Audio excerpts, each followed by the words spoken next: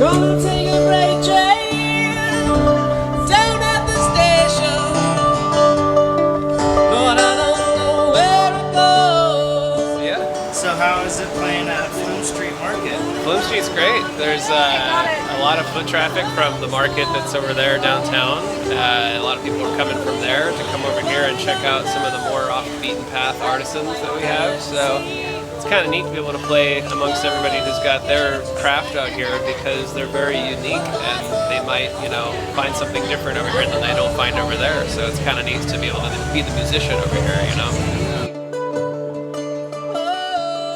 Right now we're doing pop-up and deliveries for Let's Play Cafe. We don't have a physical location, so our main source of income is doing pop-ups. Right now we are trying to save up so that we can get a physical location so we can be open more often. We plan on having gaming tournaments, events, and we even thought about doing a trivia night as well for different pop culture things. And we don't have our full menu yet either. We have a great curry that I wish we can have here, but it's just too hot for curry.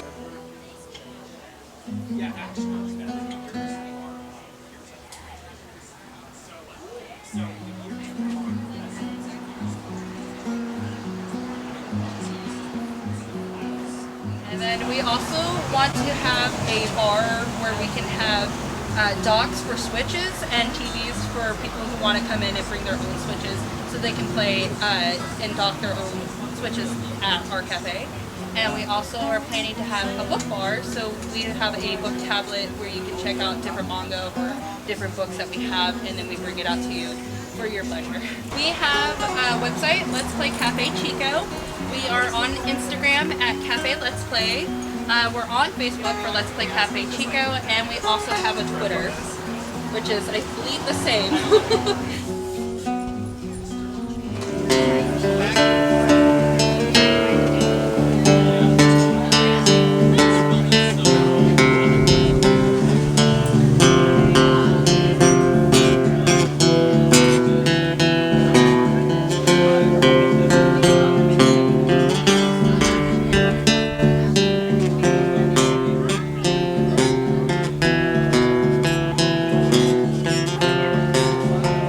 Well, so a couple of years ago, I was tinkering around in the welding class, and my instructor at first wasn't too pleased. He was a little mad because I was supposed to be welding lines. His job was to get us into factory jobs and kind of fabrication, but instead I accidentally kind of made a little dog creature out of nuts and bolts. And so while he was displeased at first, at one point I made a miniature train out of scrap metal, and that was kind of the point my welding teacher kind of pushed me into this kind of stuff. He was telling me, hey, you actually have a cool talent for this, you should keep going. And so as I learned a year or two into high school with how to weld, I was also able to do my own thing back home.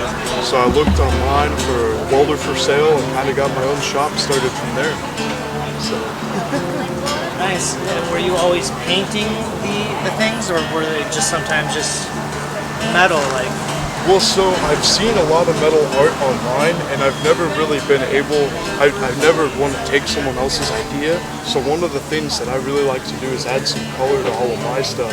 And sometimes, I have some of my clients tell me they want something rustic, so I leave it rustic. But I think it's a great way to touch up old metal and kind of it gives a more refurbished look to it.